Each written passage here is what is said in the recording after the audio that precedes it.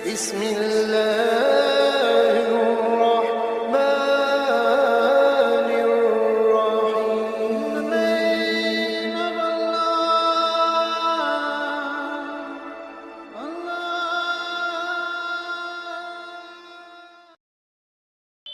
بسم الله الرحمن الرحيم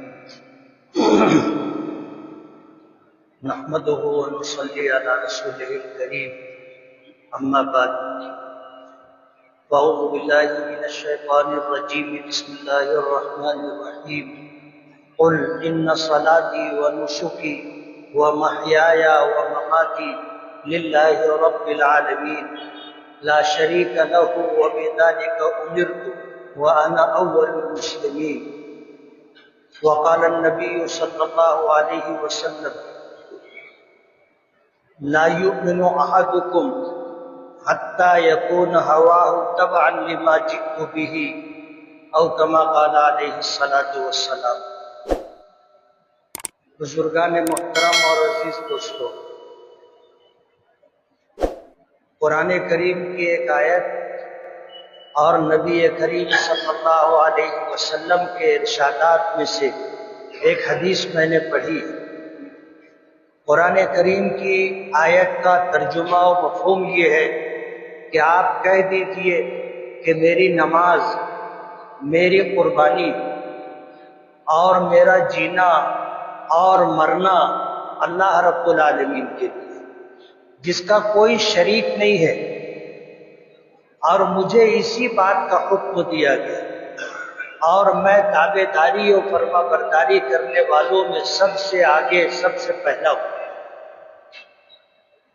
حدیث پاک کا مفہوم یہ ہے، نبی کریم صلی اللہ علیہ وسلم کا ارشاد مبارک ہے تو کہ تم میں سے کوئی شخص اس وقت تک مومن کامل نہیں ہو سکتا یہاں تک کہ میری لائی ہوئی بات، میری لائی ہوئی شریعت اور میرے دین کے تابع اس کی خواہشات اور چاہتے ہو جائیں۔ اللہ کا بے پناہ کرم اور احسان ہے کہ اللہ تعالیٰ نے ہمیں ان محبوب اور مقبول لوگوں میں شامل فرمایا ہے جنہیں اللہ پاک نے ایمان کی دولت بھی عطا کی، نبیوں کے سردار خاتم النبیین حضرت محمد الرسول اللہ صلی اللہ علیہ وسلم کا امتی بنایا۔ اللہ نے پچھلی امتوں کے مقابلے میں ہمیں کامل و مکمل شریعت عطا کی۔ اللہ تعالیٰ کی جتنی کتابیں اور صحیفے آسمان سے نازل ہوئے، جس کتاب کی حفاظت کی ذمہ داری اللہ پاک نے خود لی ہے، وہ کتاب قرآن کریم اللہ نے ہمیں عطا کی۔ جس طرح نبی کریم صلی اللہ علیہ وسلم نبیوں کے سردار ہیں، اسی طرح آپ کی امت بھی ماضی کے تمام انبیاء کرام علیہ السلام کی امتوں کے مقابلے میں بہتر اور افضل۔ اللہ نے یہ نعمت اور دولت ہمیں بے مانگے عطا کی۔ ہم میں سے کسی نے بھی اللہ سے ایمان مانگا نہیں تھا، اللہ تعالیٰ سے قرآن مانگا نہیں تھا، اللہ تعالیٰ سے کامل دین و شریعت کی دعا نہیں کی تھی۔ ہم میں سے کسی نے اللہ پاک کی بارگاہ میں یہ نہیں مانگا تھا کہ ہمیں آخری نبی اور آپ کے محبوب نبی کا امتی بنا دے۔ یہ ساری نعمتیں اللہ نے محض اپنے فضل و کرم سے عطا کی۔ اور ظاہر بات ہے، دنیا کے کروڑوں اربوں انسانوں میں سے اللہ پاک نے ہمیں چنا ہے، اور اللہ نے ہمیں چن کر کے یہ مقام عطا کیا ہے۔ اس مقام و مرتبے کا ہمیں چاہے احساس نہ ہو اور اس کی شکر گزاری ہماری طرف سے چاہے نہ ہو، لیکن یہ اس کائنات کی اتنی بڑی نعمت ہے کہ اگر ہم دل کی گہرائی سے اس پر غور کر لیں تو سجدے سے سر نہیں اٹھے۔ ہم اللہ کی اس عطا و بخشش کا شکریہ ادا نہیں کر سکتے۔ ساری زندگی اگر سجدے میں پڑے رہے اور اللہ کی حمد و ثنا کرتے رہے تو بھی اس نعمت کی شکر و گزاری نہیں ہو سکتی۔ اللہ نے اتنی بڑی نعمت عطا کی، اور ظاہر بات ہے کہ جب انعام بڑا ہوتا ہے تو امتحان بھی مشکل ہوتا ہے۔ جو مقام و مرتبہ اللہ پاک عطا کرتے ہیں اسی مقام و مرتبے کے مطابق اللہ پاک کی منشا یہ ہے کہ ہماری طرف سے ایثار، قربانی، اتباع، فرما برداری اور اطاعت پائی جائے۔ ظاہر بات ہے کہ جب اتنی بڑی نعمت اللہ نے دنیا میں عطا کی اور اس نعمت کی قدردانی اور اس کے احساس کے ساتھ کامل اطاعت و فرما برداری کے ساتھ جو زندگی گزاری جائے گی، اس پر ملنے والے انعامات کا ہم اندازہ نہیں کر سکتے۔ آخرت میں اللہ ہمیں کیا دے گا ہمیں اشارتاً بتلایا گیا، کیا کیا ملے گا نہ ہمیں بتایا گیا اور نہ ہم اس کا تصور کر سکتے۔ ظاہر بات ہے آپ اگر مثال سے سمجھنا چاہو تو ایک بچہ دنیا میں آنے سے پہلے ماں کے پیٹ میں ہوتا ہے، یہ بھی اس کی ایک دنیا ہے،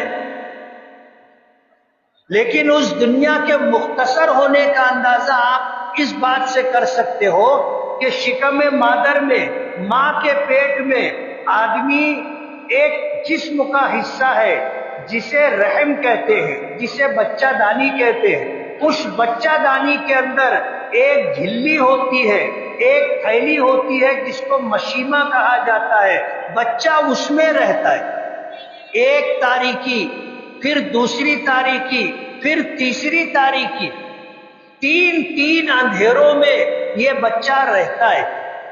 آپ اندازہ کرو کہ ماں کا پیٹ کتنا بڑا، اس پیٹ کے اندر جو اعضاء ہوتے ہیں اس میں سے ایک عضو بچہ دانی، رحم مادر، پھر اس کے اندر ایک جھلی ہوتی ہے، ایک تھیلی ہوتی ہے جس کو مشیمہ کہا جاتا ہے، جو بچے کی پیدائش کے بعد قدرتی طور پر باہر نکل جاتی ہے۔ بچہ اس میں ہوتا ہے، یہ اس کی دنیا ہے۔ 9 مہینے سے زیادہ کچھ وقت بچہ وہاں رہتا ہے۔ ظاہر بات ہے وہاں رہ کر کے اگر اس بچے کو یہ سمجھایا جائے کہ یہاں سے تو منتقل ہوگا اور ایک ایسی دنیا میں جائے گا جس میں آسمان بھی ہوگا، زمین بھی ہوگی، سمندر بھی ہوگا، ندی نالے دریا بھی ہوں گے، بڑے بڑے پہاڑ بھی ہوں گے، اسے سمجھ میں آئے گا؟ وہ تصور بھی نہیں کر سکتا، سوچ بھی نہیں سکتا، اور اگر اسے سمجھایا جائے تو اس کو سمجھ میں بھی نہیں آئے گا۔ یہ دو دنیا کا فرق ہے، ماں کا پیٹ اور یہ دنیا۔ اور جس دنیا میں ہم اور آپ اس وقت ہیں یہ بھی بہت مختصر ہے، یہ بھی بہت مختصر ہے۔ اس کے مقابلے میں آسمان، اس کے مقابلے میں سورج، چاند، ستارے، سیارے، خلا میں نامعلوم کیا کیا ہے۔ بتانے والے بتاتے ہیں کہ یہ زمین سورج کے مقابلے میں 10,000 یا کتنے لاکھ گنا چھوٹی ہے۔ ظاہر بات ہے کہ اس خلا میں جو سیارے اور ستارے ہیں وہ ہماری زمین سے لاکھوں گنا بڑے ہیں۔ ہم کیا تصور کر سکتے؟ اس دنیا میں جو ہے ہم اس کا حقیقی تصور نہیں کر سکتے، تو یہ دنیا آخرت کے مقابلے میں بہت معمولی چیز ہے۔ نبی کریم صلی اللہ علیہ وسلم کا ارشاد مبارک اگر آپ سمجھو گے تو اندازہ ہوگا۔ آپ نے فرمایا کہ یہ دنیا اللہ کی نظر میں اگر مچھر کے پر کے برابر بھی حیثیت رکھتی تو اس دنیا میں اللہ پاک کسی مشرک اور کافر کو ایک گھونٹ پانی بھی نہیں دیتا۔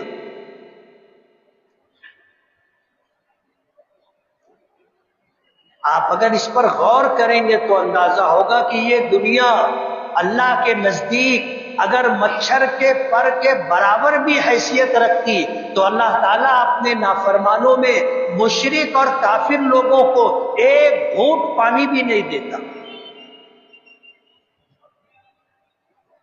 اللہ کی نظر میں اس دنیا کی کوئی حیثیت نہیں۔ یہی وجہ ہے کہ اس دنیا میں اگر کوئی مشرک اور کافر، کوئی اللہ کا نافرمان اگر کوئی بھلائی کا کام کر لیتا ہے تو اللہ اس کا بدلہ اسے دنیا میں دے دیتا ہے۔ وجہ اس کی یہ ہے کہ اس کے پاس ایمان نہیں ہے، اس لیے آخرت میں اسے کچھ نہیں مل رہا ہے۔ جو بھی ملنا ہے اس کے بھلے کاموں کے بدلے میں اللہ اسی دنیا میں دے دے گا۔ آخرت میں ملنے والی نعمتوں کے لیے پہلی شرط ایمان، پہلی شرط ایمان ہے، اور وہی ایمان اللہ پاک نے ہمیں بغیر مانگے عطا کیا ہے۔ ہم نے مانگا نہیں تھا، اللہ نے بے مانگے یہ نعمت عطا کی، اور بے شمار نعمتیں عطا کی۔ قرآن کریم میں ایک سے زائد مرتبہ اللہ پاک کا ارشاد ہے وَإِن تَعُدُّوا نِعْمَتَ اللَّهِ لَا تُحْصُوهَا، اگر تم اللہ کی نعمتوں کو گننا چاہو، شمار کرنا چاہو تو نہیں کر سکتے۔ اللہ نے اتنی نعمتیں ہمیں دی، اور ظاہر بات ہے جب یہ مقام اللہ نے عطا کیا ہے تو پھر قربانی بھی اسی درجے کی ہوگی، اطاعت و فرما برداری بھی اسی درجے کی ہونا ضروری ہے۔ ہمیں جو دین اللہ پاک نے عطا کیا ہے، ہماری پیدائش سے پہلے سے احکامات دیے گئے، مرنے کے بعد تک کی تفصیلات عطا کی گئی، اور اس زندگی کا کوئی شعبہ اللہ کے حکم کے بغیر نہیں ہے۔ ہمارا کوئی عمل ایسا نہیں ہے کہ ہمیں اس پر اللہ پاک کی طرف سے رہنمائی نہ ملی ہو، کہ تم اگر جاگ رہے ہو تو تم پر کیا احکامات ہیں، اور اگر سو گئے تو سوتے سوتے تمہیں کیا کیا کرنا ہے، اور جب سو گئے تو پھر مکلف نہیں رہے، سو کر کے اٹھو گے تو تمہیں کیا کیا کرنا ہے، ساری تفصیلات ہمیں بتائی گئی۔ کوئی شعبہ زندگی کا ایسا نہیں ہے کہ ہماری ہدایت اور رہنمائی موجود نہ ہو۔ جب اللہ نے ہمیں ایمان دیا ہے تو اللہ پاک کی منشا بھی یہ ہے کہ ہم کامل اطاعت و فرما برداری کے ساتھ زندگی گزاریں۔ خوش نصیب ہیں وہ لوگ جنہیں اللہ پاک نے یہ سعادت عطا کی ہے کہ صرف عبادات ہی نہیں، معاملات، معاشرت، معیشت، اخلاق، ہر جگہ وہ اللہ کی فرما برداری اور اطاعت گزاری کو سامنے رکھتے ہیں۔ ہر عمل کرنے سے پہلے، ہر بات کہنے سے پہلے وہ سوچتے ہیں کہ بحیثیت ایمان والا ایک مومن اور ایک مسلمان ہونے کے مجھے کیا کرنا چاہیے۔ اور آپ کو حیرت ہوگی، ہمیں جو کرنے کے لیے بتایا گیا ہے اسی میں ہمارے لیے بھلائی اور خیر خواہی، اسی میں ہمارے لیے بھلائی اور خیر خواہی۔ ہم اگر اپنی دنیا بنانا چاہتے ہیں تو بھی ہمارے لیے سب سے بہترین راستہ نبی کریم صلی اللہ علیہ وسلم کا دیا ہوا دین اور آپ کا دیا ہوا طریقہ ہے۔ آپ اگر بھروسہ نہیں ہے، یقین نہیں ہے، تو کم سے کم تجرباتی طور پر کر کے آپ دیکھ لو، آپ کو یقیناً اس میں سب سے زیادہ بھلائی اور خیر ملے گی۔ جبکہ ایمان والا ہونے کے ناطے ہمارا اس پر 100% یقین ہونا چاہیے، 100% یقین۔ اب عبادات دیکھے، معاملات دیکھے، معیشت دیکھے، اخلاق دیکھے، ان ساری چیزوں کو آپ اگر دیکھو گے تو عبادات کے معاملے میں آخری فرض جو دیا گیا وہ حج کا ہے۔ حج کا فریضہ قیامت تک آنے والے مسلمانوں پر ہے۔ فرق یہ ہے کہ جن کو اللہ نے استطاعت نہیں دی، حیثیت نہیں دی، ان پر زکوٰۃ بھی نہیں ہے، ان پر حج بھی نہیں۔ لیکن اگر اللہ نے استطاعت دی ہے، صاحب نصاب بنایا ہے، تو اس پر قربانی بھی واجب ہے، اس پر حج بھی فرض ہے۔ حج کا مہینہ چل رہا ہے، جن خوش نصیب لوگوں کو اللہ نے اپنے در پر اور اپنے محبوب کے در پر حاضری کی دولت عطا کی ہے، وہ لوگ جا رہے، اور جن کے نصیب و مقدر میں ہوگا وہ جائیں گے، حج کریں گے اور آئیں گے۔ اور اس عمل کی انجام دہی پر اللہ پاک کی طرف سے انہیں جو پروانہ ملے گا وہ یہ کہ من حج للہ فلم یرفث ولم یفسق رجع کیوم ولدتہ امہ، کہ یہ شخص اگر جو شخص حج کے لیے گیا اس نے اللہ کی رضا کے لیے حج کیا، حج میں اس نے کوئی نافرمانی نہیں، کوئی فحش بات، بے حیائی کے عمل کا ارتکاب نہیں کیا، اپنی نظروں کی حفاظت کی، اپنی شرمگاہ کی حفاظت کی، اپنی سوچ کی حفاظت کی، تو وہ حج کرنے کے بعد ایسا ہوگا جیسے آج ہی پیدا ہوا ہے۔ یعنی جس طرح پیدا ہونے والے بچے پر کوئی گناہ نہیں ہوتا، اسی طرح حاجی حج کرے اور اللہ اس کے رسول کے حکموں اور سنتوں کے مطابق حج کرے، صرف اللہ کی رضا پیش نظر ہو، تو آپ یقین مانیے اللہ اسے گناہوں سے بالکل پاک و صاف کر دیتا ہے۔ توبہ کرے، حج کرے، گناہ معاف ہو جائیں گے، اللہ کا حق انشاءاللہ معاف ہو جائے گا۔ بندے کا حق اگر باقی ہے تو اس کی ادائیگی ضروری ہے۔ اللہ نے اپنا حق اس لیے معاف کر دیا کہ اللہ بے نیاز ہے، ہماری عبادتوں کا محتاج نہیں ہے، لیکن بندے بے نیاز نہیں ہیں، یہ بندے محتاج ہیں نجات کے، یہ بندے محتاج ہیں اللہ کی رضا و خوشنودی کے، یہ بندے محتاج ہیں جہنم سے نجات اور جنت حاصل کرنے کے۔ ظاہر بات ہے جو آدمی خود حاجت مند اور ضرورت مند ہے، اگر اس کا حق کسی پر باقی ہے تو وہ کیسے معاف کرے؟ وہ تو چاہے گا کہ مجھے میرا حق مل جائے تاکہ میری نجات ہو جائے، میں بخشا جاؤں، اس بات کی کوشش کرے گا۔ تو کل میدان محشر میں بندے اپنا حق معاف نہیں کریں گے، اور جب بندہ اپنا حق معاف نہیں کرے گا تو اس بندے کو اللہ بھی معاف نہیں کرے گا،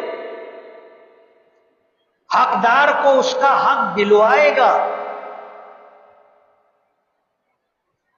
تو یہ دنیا بہت مختصر سی جگہ ہے، جیسے ماں کے پیٹ میں آدمی کتنے دن رہتا ہے، 9 مہینہ کچھ اور دن، اتنا ہی وقت وہاں گزارے۔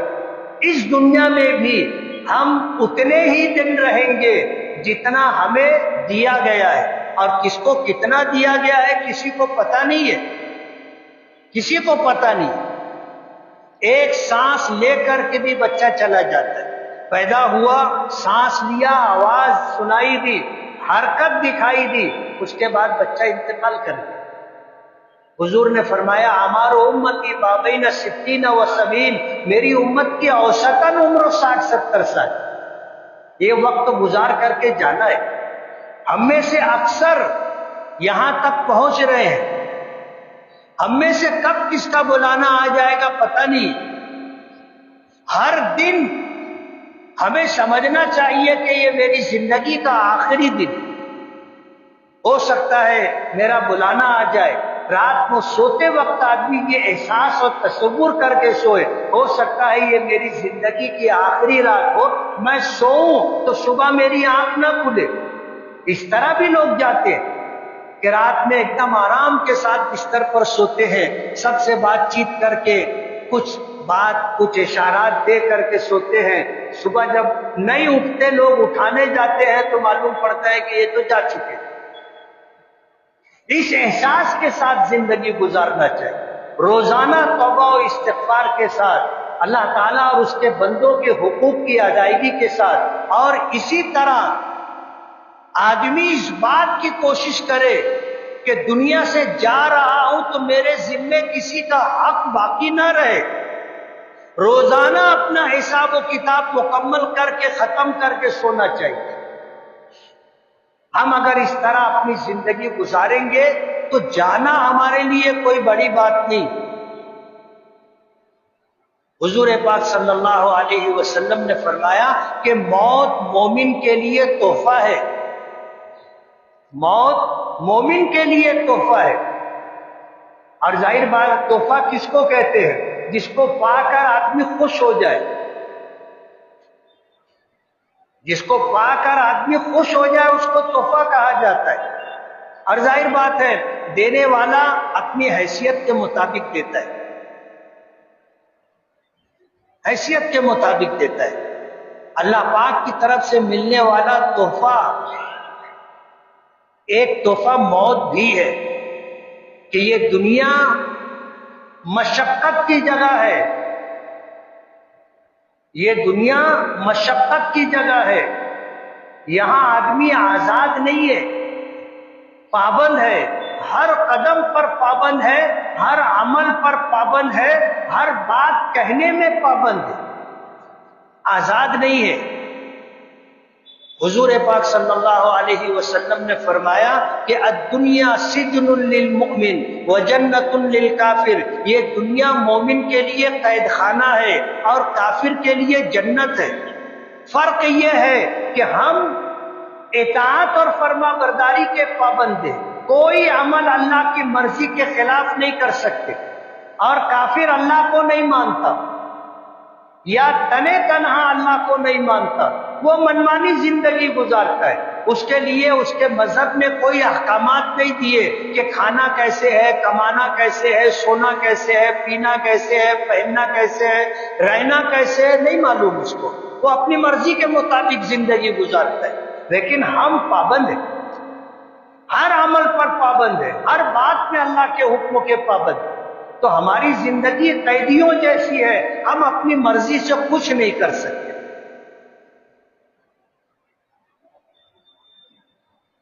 ذی قعدہ کے ایام آ رہے ہیں، ذی الحجہ کے ایام آ رہے ہیں، جس میں ہمیں حج کرنے والوں کو حج بھی کرنا ہے، اور جو صاحب نصاب ہیں ان پر قربانی بھی واجب ہے۔ اور یہ بات آپ کو بتائی جا چکی کہ قربانی دراصل جان کی قربانی تھی۔ اللہ پاک نے اپنے محبوب بندے حضرت ابراہیم علیہ السلام سے اپنے بیٹے اسماعیل کی قربانی مانگی تھی، اور حضرت ابراہیم نے گلے پر چھری رکھ کر اپنے بس میں جہاں تک جانا تھا جا کر کے اللہ کے حکموں کی تعمیل کی تھی۔ حضرت جبرائیل کو اس عمل کی انجام دہی کے بعد کہنا پڑا کہ ابراہیم تم نے کامیابی حاصل کی، ان ھذا لہو البلاء المبین، کہ یہ تو بہت بڑی آزمائش اور امتحان تھا جس کو تم نے کامیابی کے ساتھ کیا۔ اللہ نے اپنے فضل سے جان کی قربانی کو مال کی قربانی سے بدل دیا، لیکن در حقیقت یہ قربانی کوئی مال کی قربانی نہیں ہے، بلکہ اپنی چاہتوں کی قربانی ہے، اپنی آرزوؤں کی قربانی ہے، اپنی خواہشات کی قربانی ہے۔ ایک ایمان والا اللہ کے لیے اپنی جان، اپنا مال، اپنی اولاد قربان کرنے کے لیے تیار ہے۔ قربانی اس کا ایک اشارہ اور مظاہرہ ہے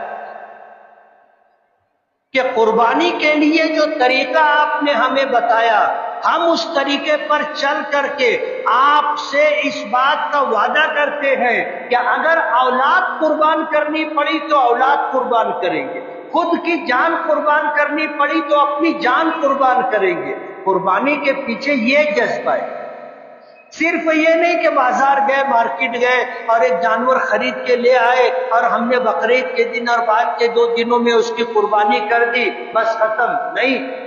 ہم اس عمل کے ذریعے سے اللہ کی بارگاہ میں یہ بتانا چاہتے ہیں کہ مال تو مال ہے، ہم اپنی اولاد کی اور اپنی جان بھی قربان کرنے کے لیے تیار ہیں۔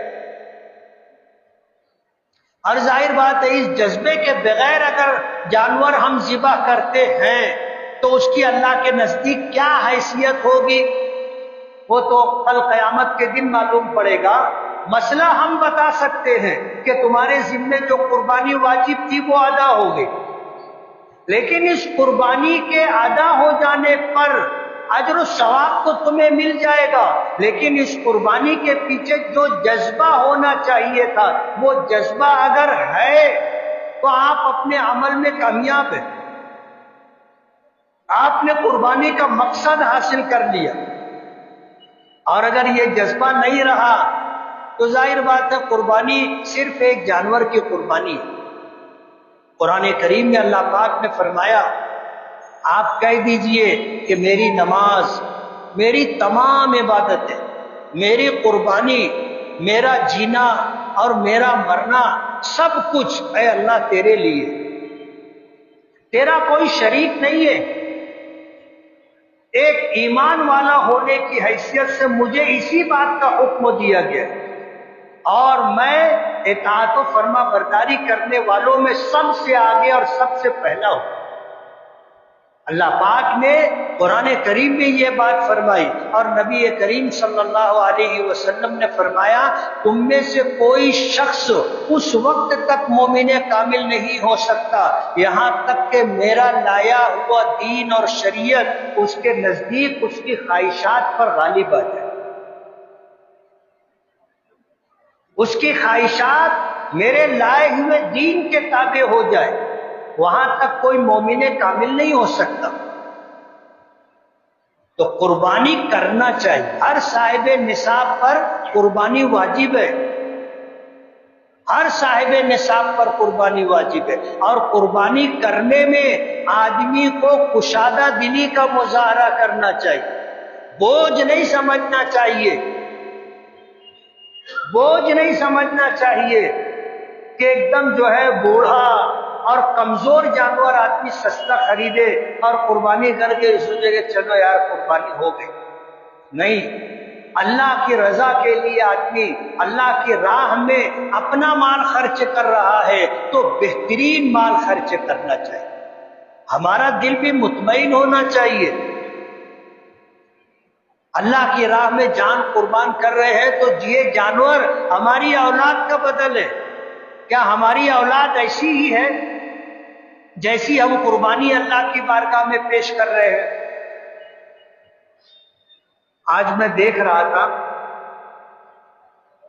آتے ہوئے بھی کچھ جگہوں پر نظر پڑی، 1750 روپے میں قربانی کا ایک حصہ، کیسے ہوگا؟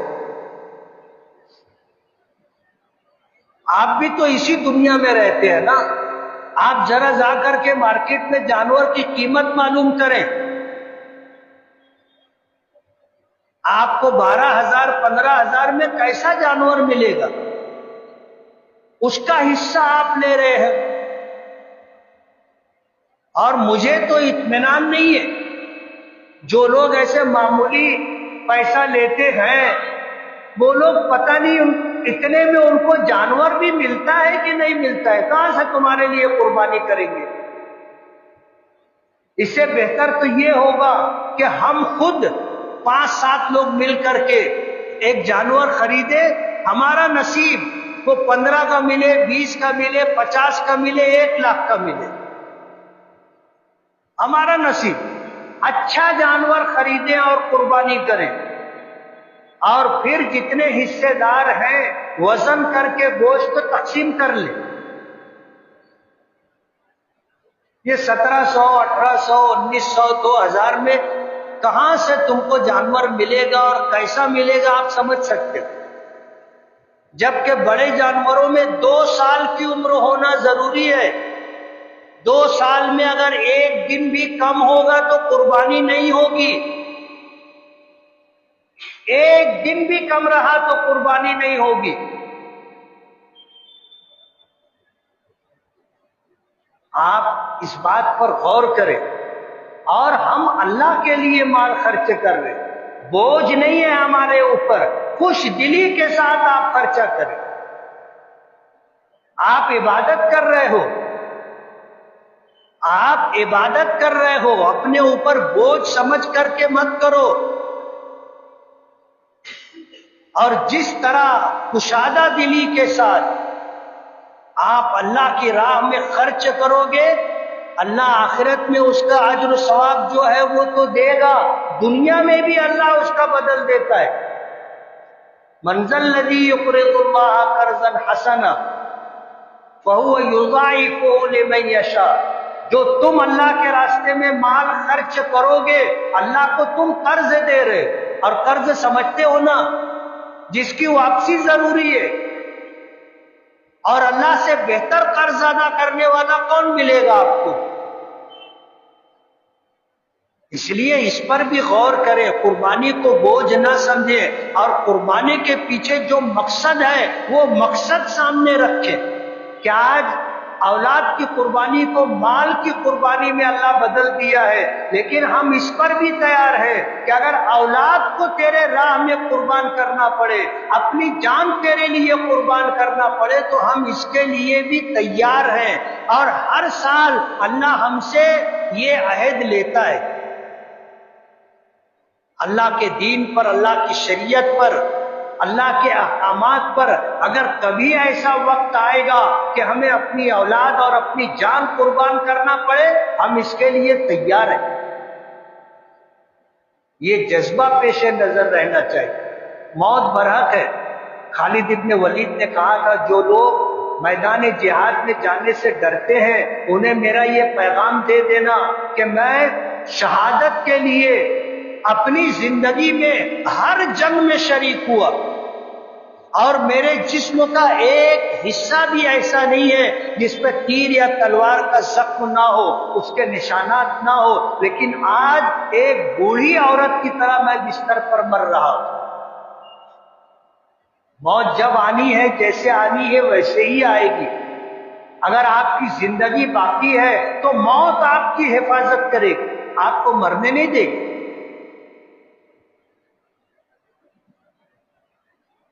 حالات آئیں گے اور ہمیں کوئی مایوسی نہیں ہے. ایک جان ہے جس نے دی ہے، اگر اسی کے لیے قربان ہو جائے تو زندگی کا مقصد حاصل ہو. ہم میں سے کون ایسا ہے جو نہیں مرے گا؟ کون ایسا ہے؟ کوئی نہیں، سب کو مرنا ہے.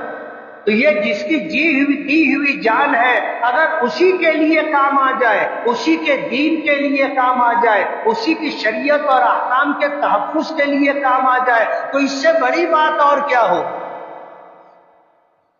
اور پالنے والا اللہ ہے. اس نے مجھے پالا ہے، میری اولاد کو بھی پالے گا. ایسا تھوڑی ہے کہ میں ہوں تو میری اولاد پلے گی. مجھے اس نے پالا ہے، میرے پرکھوں کو، آباء و اجداد کو پالا تھا، میری قیامت تک آنے والی نسلوں کو بھی پالے گا. یہ اس کی ذمہ داری ہے، ہماری نہیں ہے. ہم تو سبب کے درجے میں، ہمیں حکم دیا گیا کہ تم محنت کرو، کماؤ، اپنے لیے، اپنی اولاد کے لیے جائز آمدنی، جائز سرمایہ حاصل کرو. ملے گا وہی جو اللہ دے گا، ملے گا وہی جو اس کا فیصلہ ہے. اور تم نہیں کرو گے، اللہ کہیں اور سے دے گا، مگر وہ دے گا، اس نے ذمہ داری لی ہے. وَمَا مِن دَابَّةٍ فِي الْأَرْضِ إِلَّا عَلَى اللَّهِ رِزْقُهَا. اس نے ذمہ داری لی ہے دینے کی. اس لیے اللہ کی تابع داری اور فرما برداری پیش نظر رہنا چاہیے.